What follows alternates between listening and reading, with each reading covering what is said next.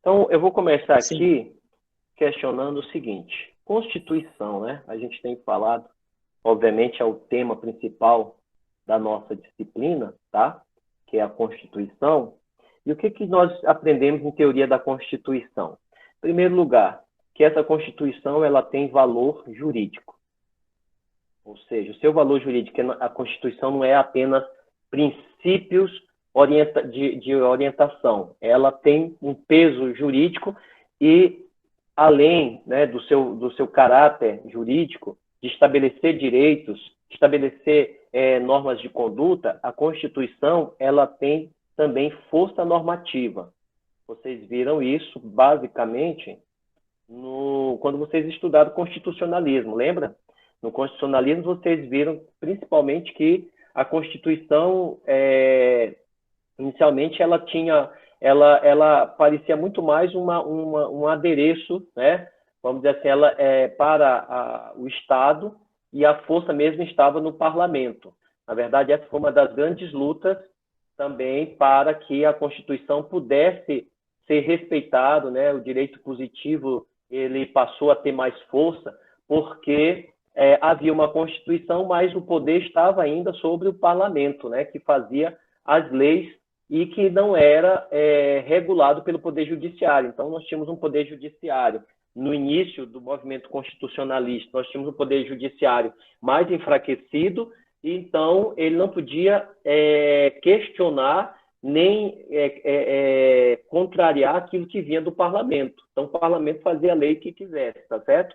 E mudava o que queria. Então, basicamente, o judiciário, nesse início desse movimento constitucionalista, ele tinha a única função de aplicar a lei, de interpretar a lei. Então, houve um movimento e um avanço nesse sentido de tornar a Constituição, de elevar a Constituição realmente a uma lei superior, né? Ter a superioridade e dar origem a um Estado constitucional de direito, ou seja, onde a Constituição fosse realmente a lei principal, a lei fundamental desse Estado e onde todos tivessem que respeitar aquilo que estava na Constituição e dando também ao Poder Judiciário um protagonismo no sentido de que a Constituição deveria ser aplicada, né? E que os poderes realmente estariam no mesmo nível, ok? Com independência e com autonomia. Então, nós aprendemos que a Constituição ela tem valor jurídico, que a Constituição ela tem força normativa. Nós vimos também que a Constituição ela vincula quem? Pessoas e vincula poderes, nessa explicação que eu estava dando há pouco, né? Ou seja, o poder legislativo, o parlamento, o poder executivo, tá certo? Estão todos submissos, inclusive o poder judiciário, à Constituição, né? O poder judiciário não tem que inovar, ele tem que interpretar a Constituição e zelar para que ela seja respeitada, né? Para que a Constituição possa realmente ser aplicada. E a Constituição também, então, ela tem supremacia. Ela está no topo da hierarquia das normas, sendo que todas as normas infraconstitucionais estão a ela submissas, tá certo? Até aí tudo bem, né, pessoal? Estamos só fazendo uma demonstração do poder dessa Constituição. Você está vendo o que é a Constituição? Ela tem realmente um poder jurídico, um poder normativo, um poder de vincular, ou seja, as pessoas têm que agir de acordo com o que está na Constituição, não pode contrariar a Constituição. Os poderes estatais, né, os três poderes estão submissos a essa Constituição também, e essa Constituição é a norma de todas as normas, está acima. E aí a pergunta que vem, tá certo? Vou até brincar um pouquinho aqui. A pergunta aqui que vem é o seguinte: quem né, que cria esse poder? De onde emana esse poder? De onde emana esse poder? Essa é a principal questão, tá certo? Então, quem é que cria a Constituição? Como é que a Constituição é formada? Ela já que ela é a base e o fundamento de todas as leis, quem é que tem o poder de criar essa Constituição? E como é que se chama esse poder? Esse poder que cria a Constituição é chamado de poder constituinte. Vou corrigir aqui. Ok? Então, esse poder é o poder constituinte. Ele que vai, então, criar a Constituição e estabelecer uma nova ordem jurídica. De onde vem esse poder constituinte? Vamos aqui começar aqui para uma outra página, falando aqui, então, desse poder constituinte.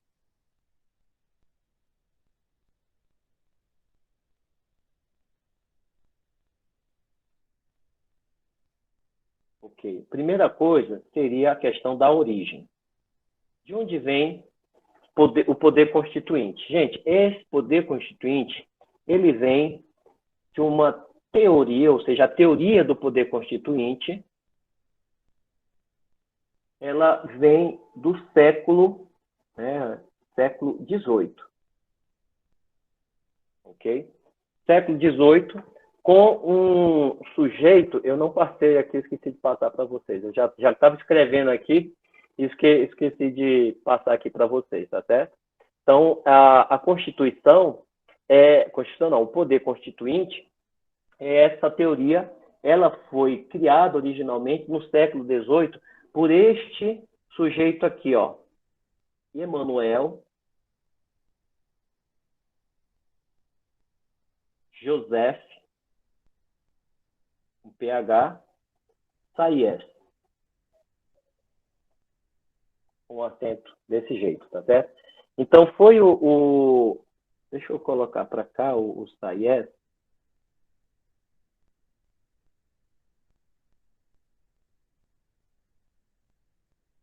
O Emanuel Joseph Sayers, na sua obra O que é o terceiro estado? Você já tinha ouvido falar dessa expressão terceiro estado? Hã? No material que você passou. Mas assim não vale, né? Você já leu lá no meu material. Beleza. Então você já ouviu falar do terceiro estado. Essa ideia de terceiro estado remonta à Revolução Francesa, tá? Remonta à Revolução Francesa. Essa Revolução Francesa, como se tornou importante, né? Um marco da história mesmo, né?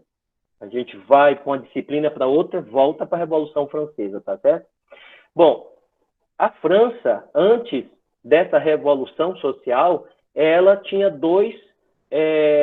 ela tinha, assim, os três estados. O primeiro estado era o clero. O segundo estado era a nobreza. E o terceiro estado era o povo. Então, era dividido basicamente nesses três estados.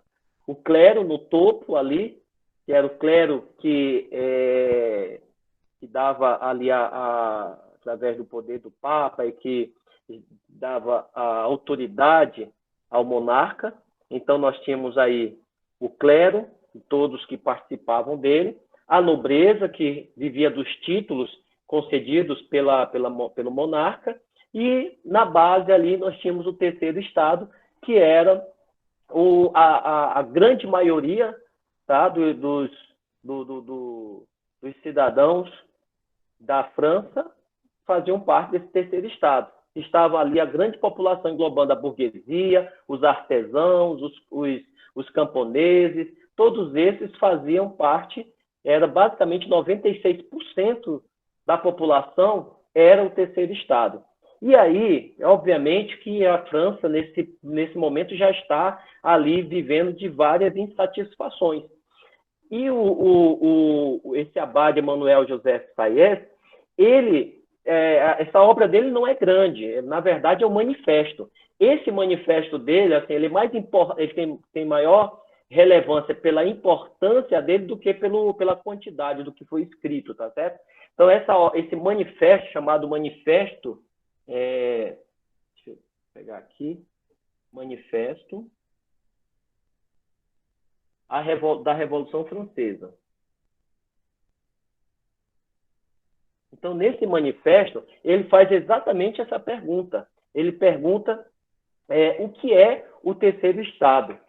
O Sayes, ele foi importante porque ele participou ativamente no golpe que levou ao poder o Napoleão Bonaparte. E ele se tornou um dos cônsules que depois abre mão, né, desse poder para que Napoleão seja o único cônsul, né, e vitalício.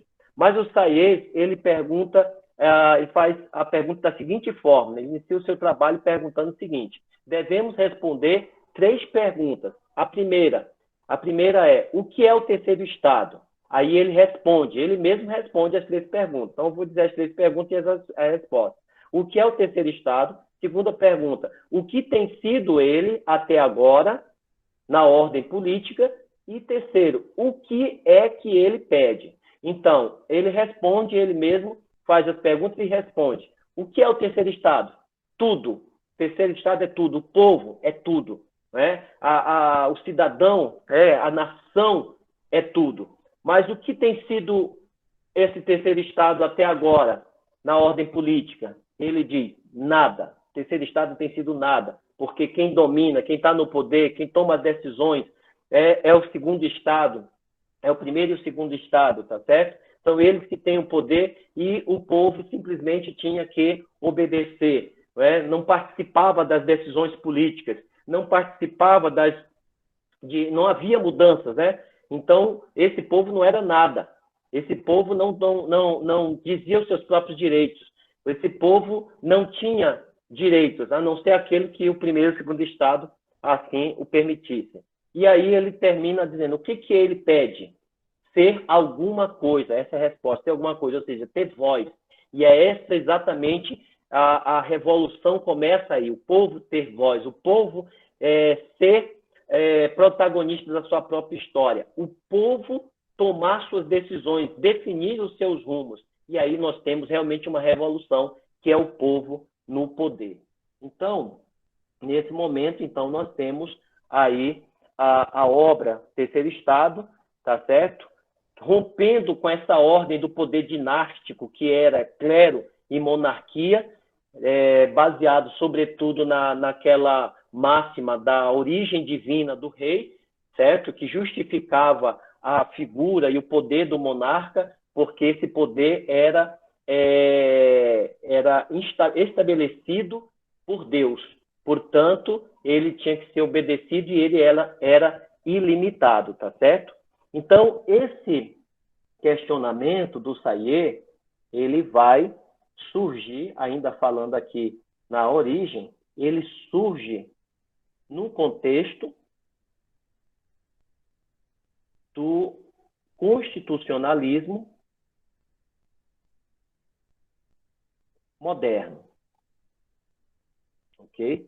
Então, esse contexto do constitucionalismo moderno, vocês vão lembrar, quando falamos ali do constitucionalismo, que vão surgir, então, as constituições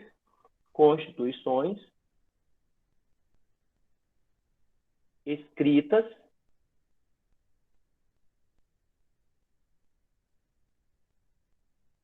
veja, esse poder constituinte, essa ideia do poder constituinte, do povo no poder, ele só vai funcionar com essa ideia de uma Constituição, dessa supremacia da Constituição, quando nós temos constituições escritas, quando nós temos constituições dogmáticas e constituições rígidas. Ou seja, dentro dessa ideia do constitucionalismo moderno, com constituições escritas, dogmáticas e rígidas, que vocês aprenderam ali nas videoaulas, nas aulas sobre classificação das constituições que estavam estabelecidas na sua forma escrita, que tinha uma ideia, uma formada de uma ideologia, de um pensamento, tá certo? Elaborado, de um raciocínio e um raciocínio, uma razão que o povo define o que quer, e rígido porque não podia ser mudado facilmente, né, pela vontade do parlamento. Então, essa supremacia da Constituição só vai surgir dentro desse contexto do constitucionalismo, que vai estabelecer, então, um poder constituinte que vai poder elaborar realmente constituições escritas, dogmáticas e rígidas. Qual seria o conceito? Qual seria o conceito de poder constituinte? É bem simples. É aquele que cria a Constituição.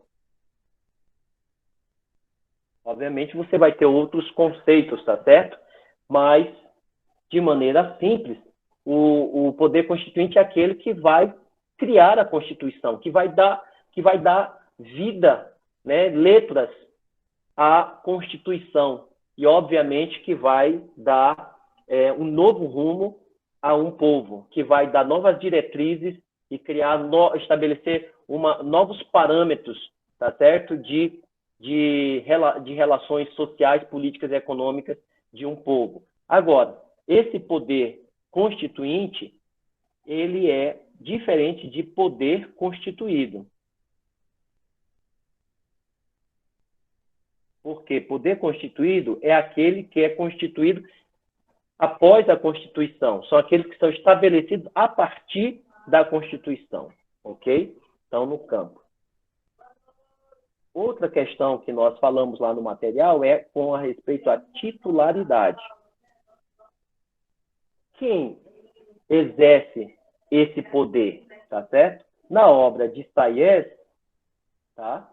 Esse poder pertence ao terceiro estado. E quem é o terceiro estado? Quem é o terceiro estado? É a nação. É o povo. O terceiro estado é o povo, tá certo? Nação porque é dentro de um contexto de soberania nacional, ou seja, os cidadãos que fazem parte, que são realmente parte daquele estado. Então, o terceiro estado, o povo, é o titular. Modernamente, esse termo nação é utilizado como povo, né? Que é o elemento humano e é o elemento político que compõe um Estado, tá certo? Um daqueles 3 elementos do Estado. Né? Povo, território e governo soberano. Povo, que é o elemento humano, político que compõe o Estado, tá certo? Modernamente, então, na nossa Constituição, nós temos o artigo 1º, parágrafo único, certo? Nós temos definido na nossa Constituição que todo poder emana do povo, tá certo? Todo poder emana do povo que o exerce por meio de seus representantes eleitos ou diretamente nos termos dessa Constituição. Ou seja, na nossa Constituição, nós temos tanto a manifestação da democracia representativa, como nós temos também mecanismos, instrumentos constitucionais de democracia direta, né? Através do plebiscito, por exemplo, tá certo? O plebiscito é um instrumento de participação direta da população, tá certo? Continuando aqui, então, titularidade, nós temos aqui o povo como o detentor desse poder. Então, cabe ao povo que compõe um Estado decidir o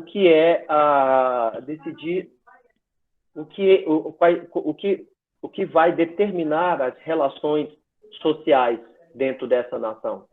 Cabe ao povo decidir o que acha correto, justo, certo? E como conduzir seus cidadãos, o que vai limitar as relações dentro dessa sociedade. O professor Canotilho, ele diz que a resposta, a única forma de responder a essa questão de titularidade do poder é a resposta democrática. Somente o povo, somente a democracia, a participação do povo é possível de definir o que é o poder constituinte. Só o povo pode decidir, só o povo pode decidir o que é melhor para ele, só o povo pode decidir quais são as regras que vão delimitar as suas relações sociais, políticas, né, de liberdades em todos os sentidos. Só o povo vai estabelecer limites para as suas próprias relações. Então, o titular do poder constituinte é o povo. Até aí, tudo bem, meus caros? Tranquilo. Tranquilo? Então, podemos Positivo. seguir em frente? Vamos em frente, então?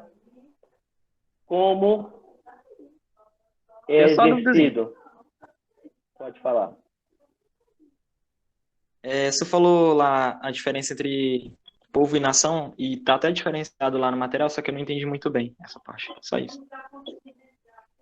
É porque existe uma teoria da soberania nacional. Isso aí vocês veem em teoria geral do Estado, certo? Essas discussões. E a gente fala lá em teoria geral do Estado sobre a teoria da soberania.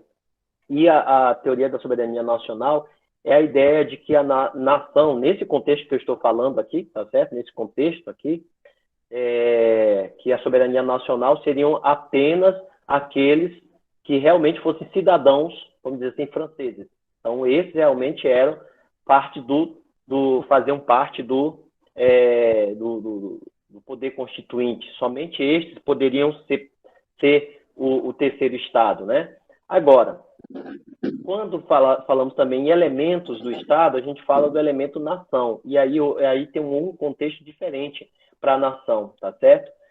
Por quê? Porque dentro de um aí já é mais para o campo lá da teoria geral do Estado, onde você vai fazer diferença entre país, Estado, nação, que são conceitos diferentes, tá certo? Então, dentro de um país... Professor, com licença, o Herbert está pedindo para o senhor aceitar ele. Tá, deixa eu ver aqui.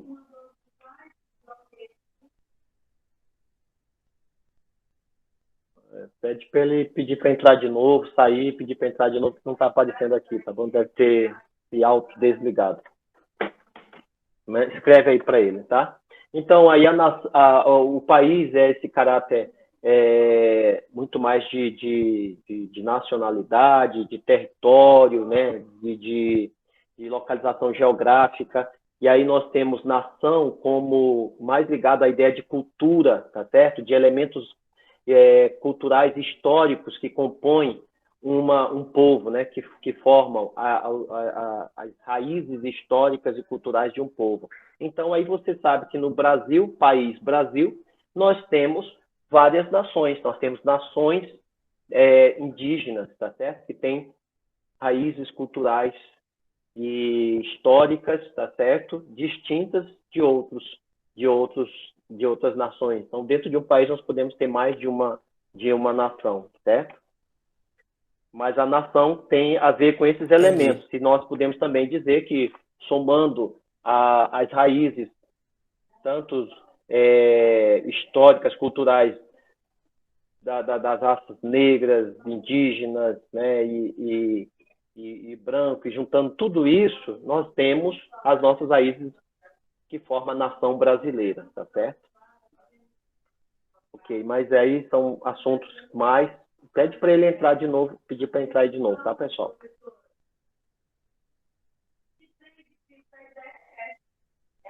Bom, continuando aqui, então, pessoal, como que esse poder ele é exercido? Ele é exercido democraticamente.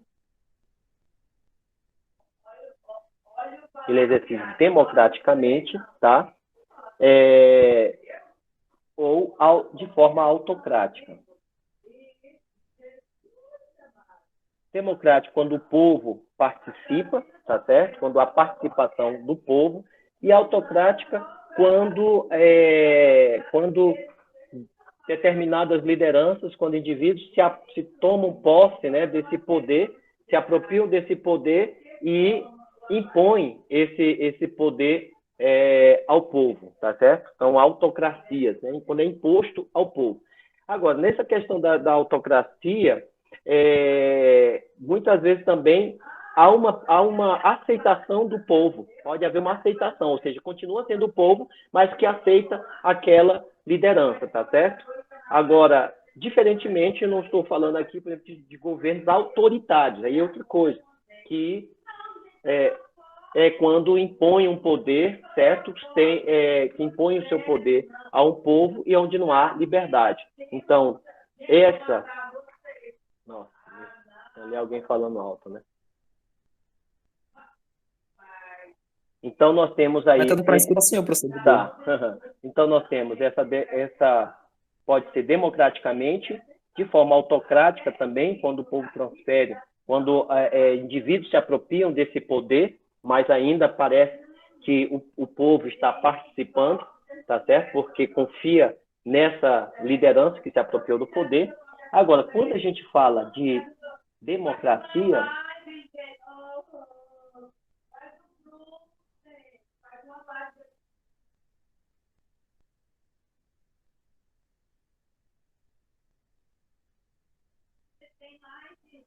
Então, democracia ela pode ser direta e indireta também, né? A participação do povo.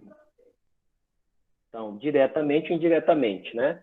Indiretamente, que é o mais comum, ou seja, através de representantes eleitos pelo povo, né? Então, esse poder constituinte, ele vai ser delegado, tá certo?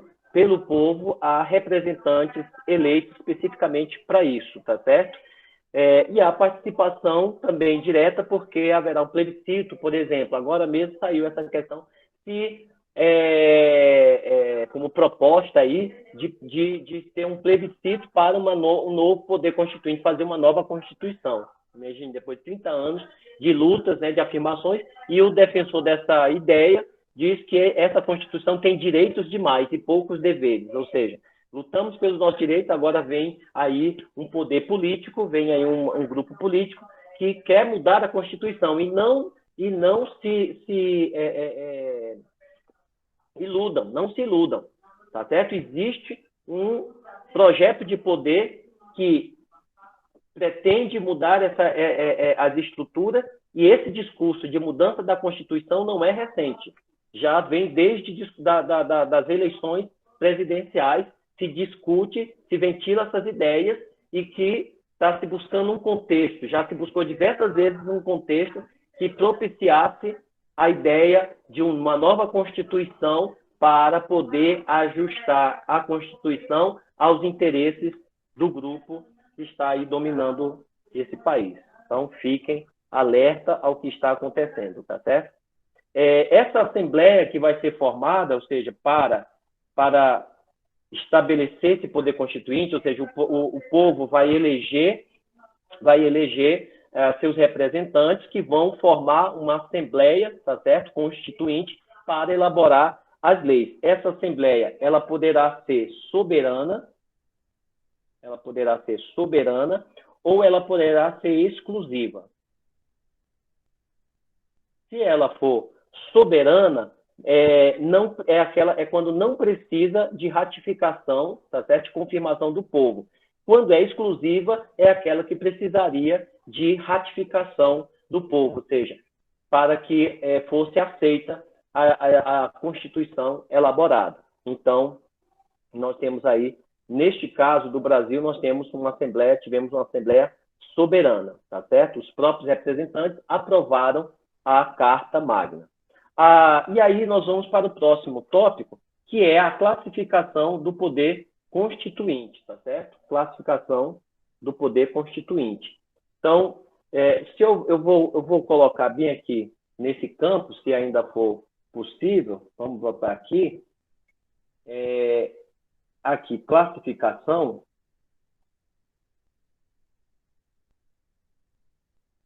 São dois, tá certo?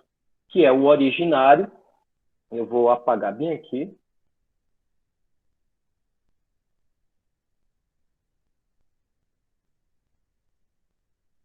Diretamente e indiretamente.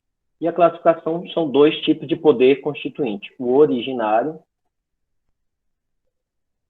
e o derivado, que nós vamos mudar aqui a frame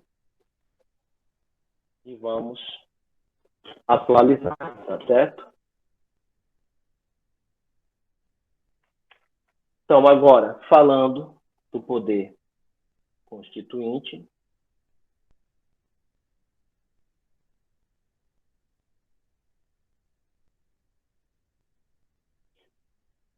originário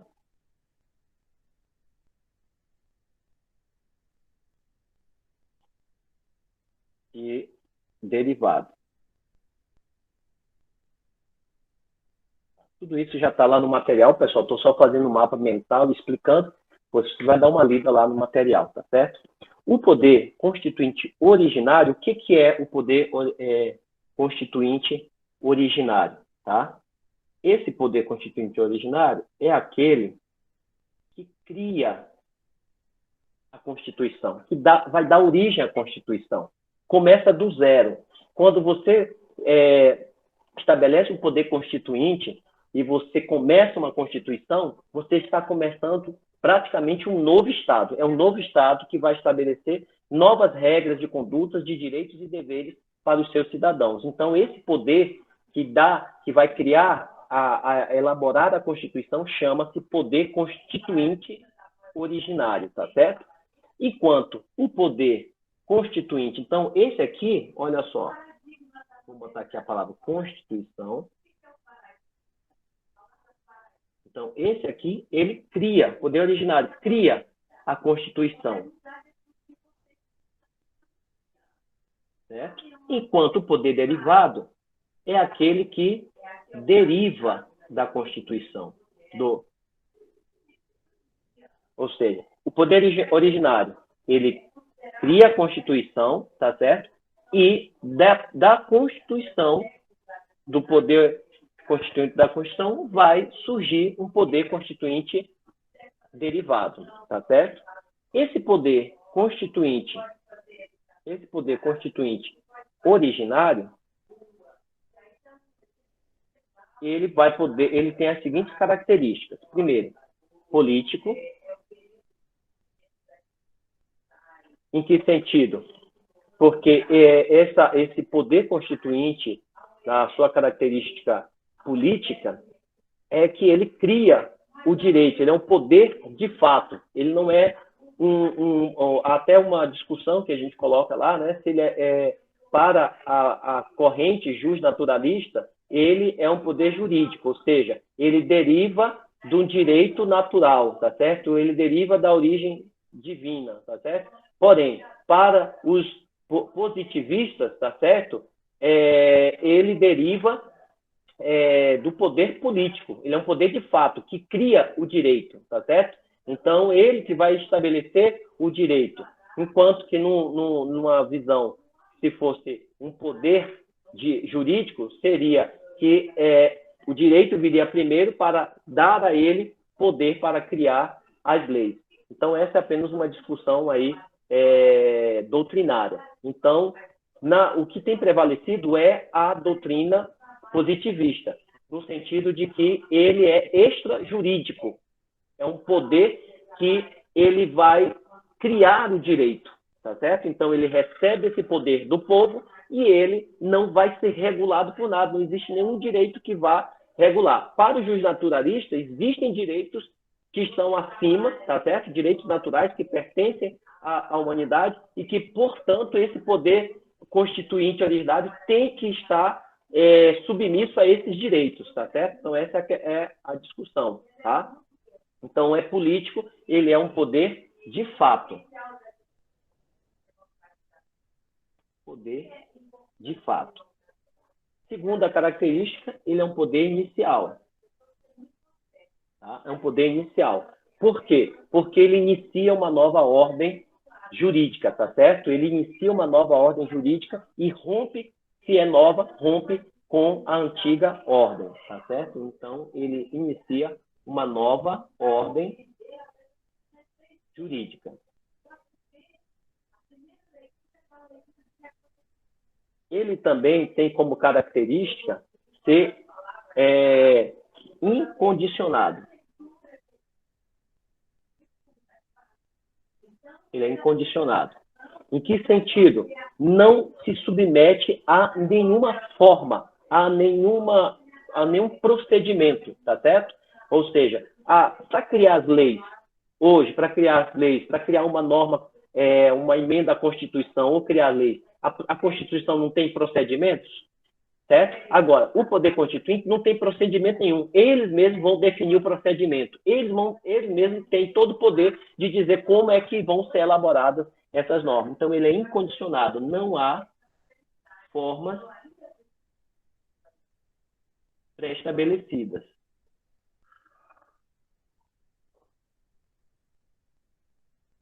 Outra característica que nós trazemos lá é que ele é permanente. O que é permanente? Esse poder constituinte, ele continua existindo. A gente sabe que ele criou a Constituição, a Assembleia Constituinte foi dissolvida, e aí houve eleições para novos deputados e tal, que vão, então, agora criar, regulamentar, né, aquelas leis que não foram, que têm eficácia limitada, contida, vão criar as leis complementares, ou seja, aí você acabou, ele continua existindo. Por quê? Porque se o povo, né, for convocado um plebiscito, se for aprovado, e o plebiscito aprovar a criação de um novo, né, se o povo aprovar a criação de um novo, de uma nova Constituição, então haverá aí a Constituição, haverá esse poder, ele continua latente. Então, esse poder constituinte renasce, né, ele ressurge e ele vai criar essa nova poder. Gente, deixa eu só verificar aqui um recado que acabou de chegar para mim. Só um momentinho.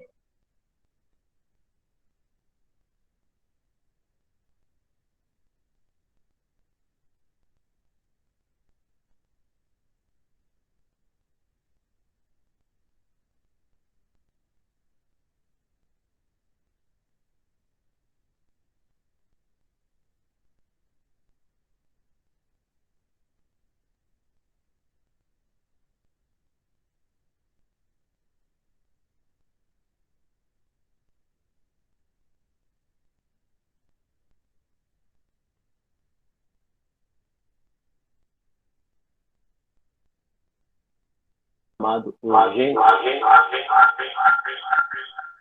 E volto aqui para vocês, tá? Então, eu estava falando aqui as características do poder constituinte originário. Característica política, ele é um poder político, é um poder de fato, né? Poder que cria a nova estrutura, e não um poder de direito, né? Essa discussão que eu falei entre a doutrina justnaturalista, que ele tem que obedecer a direitos que já são naturais do homem. Já a corrente positivista diz, não, ele é um poder de fato, ele não é obrigado a obedecer nenhum direito, tá certo? Preexistente, ele é extrajurídico. A característica inicial, ele estabelece uma nova ordem política, jurídica, é incondicionado, ele não há nenhuma forma que condiciona a maneira como o poder constituinte vai trabalhar, nenhum procedimento, ele mesmo vai estabelecer as formas e procedimentos. Ele é permanente, ele continua existindo. A qualquer momento, se as circunstâncias mudarem, o povo pode ser consultado, o povo brasileiro pode responder a um plebiscito e pode dizer queremos uma nova Constituição. Esse poder constituinte, ele ressurge, tá certo? Então, ele é permanente, continua até hoje. Nesse sentido, tá certo? Nesse sentido. Outra questão importante é que ele é ilimitado.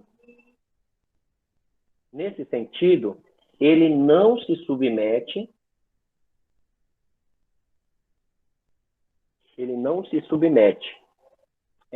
a nenhum outro poder. Ele é o poder absoluto aí, ou seja, não tem mais Supremo Tribunal Federal, ou seja, o poder constituinte está elaborando a lei, não, isso é inconstitucional. Não é mais nada inconstitucional, porque ele está formando uma nova Constituição. Então, ele não se submete, não tem limites. Não há limites. Pode fazer tudo, tá certo?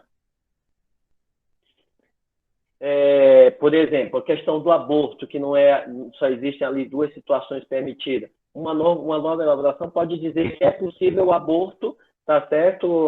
Com 3 meses, com 6 meses, ou seja, tudo seria permitido, é ilimitado, né? Obviamente que toda essa questão é muito importante, né? A formação de uma Assembleia Constituinte e escolher realmente pessoas que representam os interesses do povo. E ele é também autônomo. Ou seja, ele tem liberdade para decidir. Ele tem liberdade para decidir. Essa autonomia é muito parecido com essa questão da característica ilimitada, tá certo? Ou seja, ele não se submete a nada, mas a autonomia está dizendo ele tem liberdade para criar o direito e estabelecer as normas que ele quiser. No nosso material, a gente traz também a questão de outras 2 formas que pode ser classificado aí o poder originário, quanto à dimensão, que nesse caso poderá ser material ou formal. Nesse caso, material viria antes do formal, ou seja, é o próprio direito em si, tá certo? É a própria declaração de direito que vai ser criada. E formal, porque vai estabelecer aí como que esses direitos poderão ser aplicados, como esses direitos poderão ser concretizados, tá certo? Então, ele tem também essa divisão, né? Na questão da manifestação, deixa eu só pegar aqui. No momento da sua manifestação, eu coloquei aqui, acho que eu pulei uma aqui, deixa eu corrigir aqui. Seria quanto à dimensão e quanto ao momento de manifestação, tá certo? Então, é quanto ao momento de sua manifestação, eu vou apagar aqui, depois eu coloco esse.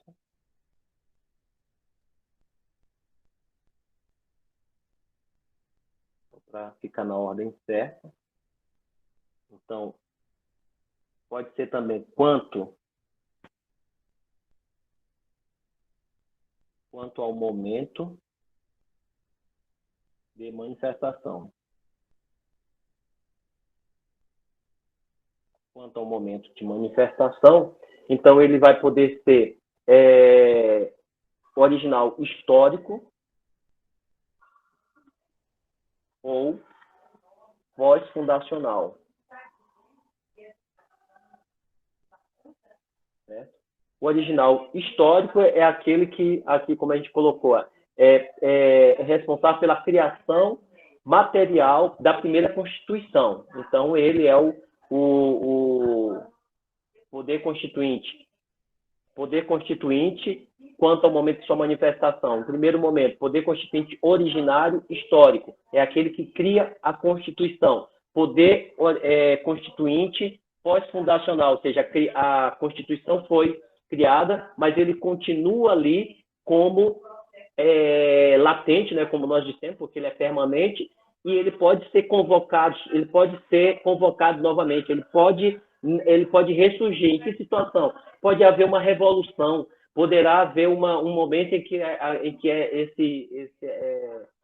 o povo não queira mais essa proposta que está aí de Constituição, não aceite mais esses valores, não aceite mais essa estrutura. Então, pode o povo ir às ruas e buscar, pedir uma nova Constituinte. E aí, então, nós teremos de volta esse poder constituinte, ou seja, ele seria pós-fundacional porque ele pode ser trazido de volta.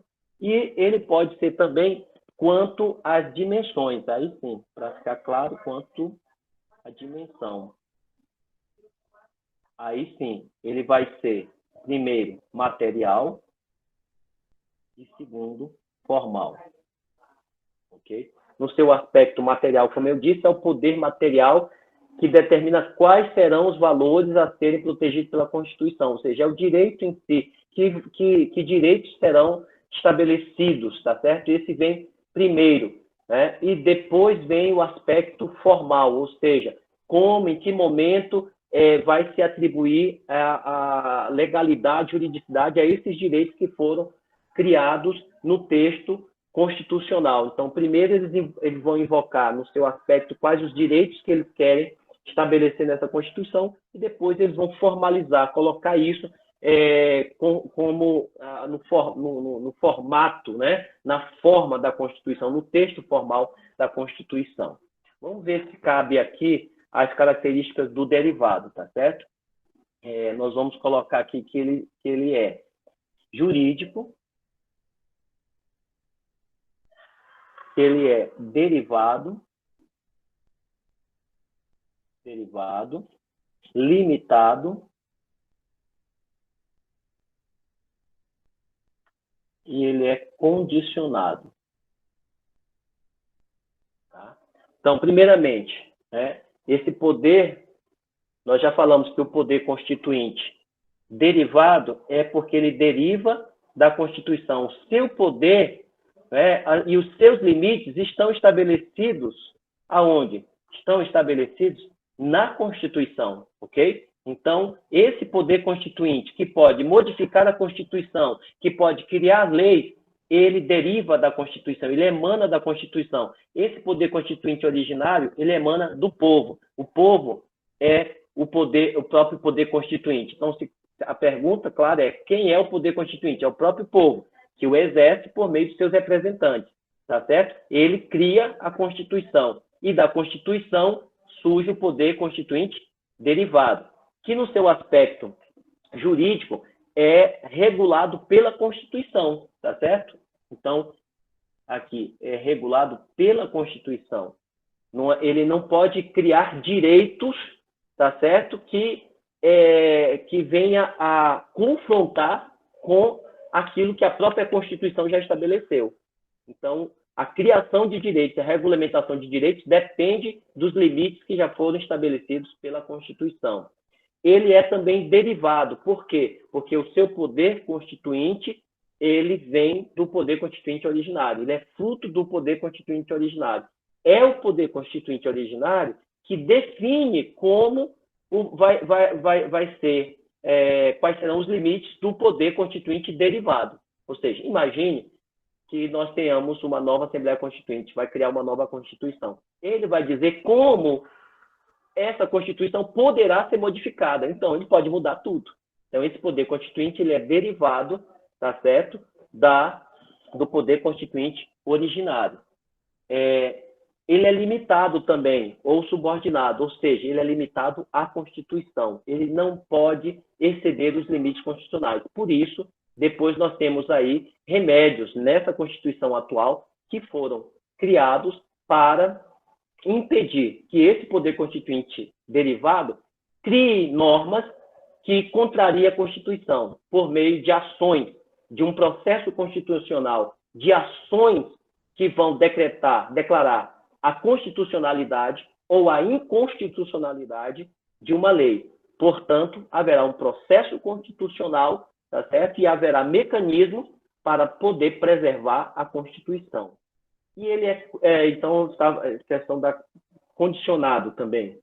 Ele é condicionado porque a forma do seu exercício é determinada pela Constituição, ou seja, todo o processo legislativo de elaboração de leis, tá certo? Da elaboração de leis, ele é formatado pela Constituição, ele é determinado pela Constituição, que foi criada pelo poder constituinte originário. Então, a aprovação de emendas constitucionais, por exemplo, deve obedecer critérios e procedimentos que estão lá na Constituição, dentre os quais a gente pode, por exemplo, lembrar as cláusulas pétreas, que o poder constituinte originário, que criou a Constituição de 88, estabeleceu lá no artigo 60 da Constituição as cláusulas pétreas, ou seja, direitos que não podiam ser modificados,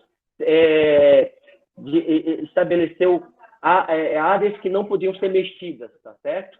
Aí lá no artigo 60 nós temos a forma de governo que não pode ser mudado, os direitos fundamentais que não podem ser alterados, ou seja, ele estabeleceu limites, ele condicionou o poder constituinte derivado.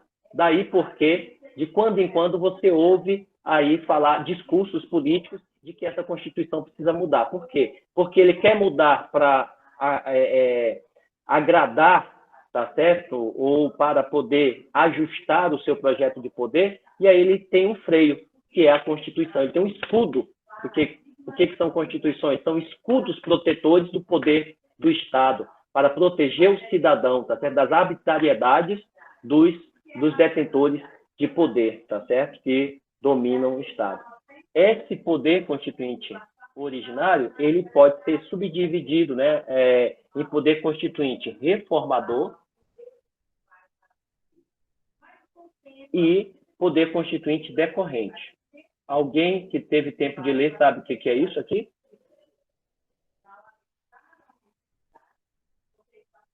O poder constituinte reformador é aquele que pode modificar,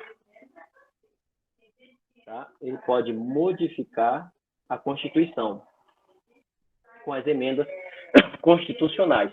O poder constituinte decorrente é aquele que a Constituição de 88 conferiu aos estados de criar suas próprias constituições, de elaborar suas próprias constituições, inclusive repetindo normas constitucionais, tá certo? Então, esse poder constituinte, ele é conferido aos estados.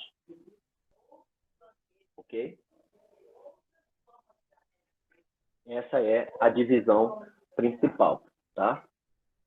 Pessoal, alguma pergunta aí? Eu fiz aí esses mapas para poder apresentar aqui para vocês o material que eu compartilhei hoje com vocês, que vocês podem depois rever essa aula. O Jânio já passou para mim os e-mails, aí a partir de hoje até amanhã eu já compartilho aí com vocês essa aula gravada, tá certo? E vocês podem verificar aqui esse esqueleto aqui da aula e podem ler todo o material que está lá no Padlet de vocês em PDF, tá certo? Alguma pergunta? Não, Professor, sobre a aula anterior, essa integração, não é isso aqui não. Sobre a aula anterior, ter atividade dela?